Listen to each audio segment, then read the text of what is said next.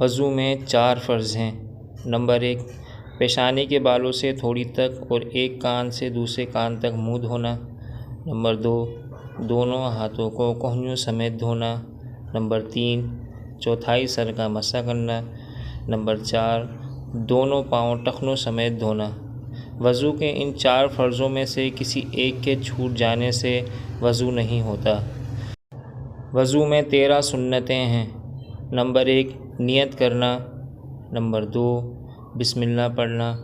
Number 3، پہلے 3 بار دونوں ہاتھ گٹوں تک دھونا۔ نمبر 4، مسواک کرنا۔ نمبر 5، 3 بار کلی کرنا۔ نمبر 6، 3 بار ناک میں پانی ڈالنا۔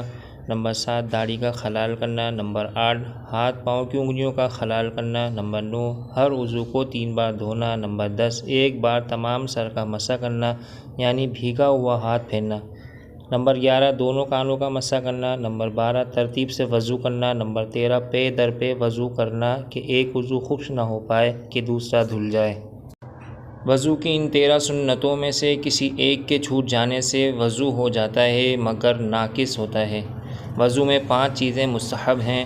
نمبر 1، دائیں طرف سے شروع کرنا۔ بعض علماء نے اسے سنت میں شمار کیا ہے اور یہی قوی ہے۔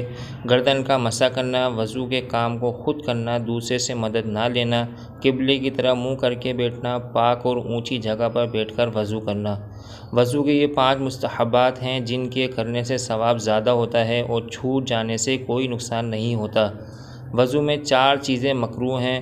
ناپاک جگہ پر وضو کرنا، سیدھے ہاتھ سے ناک صاف کرنا، وضو کرنے میں دنیا کی باتیں کرنا، سنت کے خلاف وضو کرنا۔ وضو کو توڑنے والی چیزیں۔ 8 چیزوں سے وضو ٹوٹ جاتا ہے، انہیں نواقض وضو کہتے ہیں۔ پاخانہ پیشاب کرنا یا ان دونوں راستوں سے کسی اور چیز کا نکلنا، ریح یعنی ہوا کا نکلنا، بدن کے کسی مقام سے خون یا پیپ کا نکل کر بہہ جانا، منہ بھر کے قیء کرنا، لیٹ کر یا سہارا لگا کر سو جانا، بیماری یا کسی اور وجہ سے بے ہوش ہو جانا، مجنون یعنی دیوانہ ہو جانا، نماز میں کہکہ مار کر ہنسنا۔ نوٹ: بغیر وضو کے نماز پڑھنا سخت گناہ کی بات ہے، بلکہ بعض علماء نے تو ایسے شخص کو جو قصداً بے وضو نماز میں کھڑا ہو جائے کافر کہا ہے۔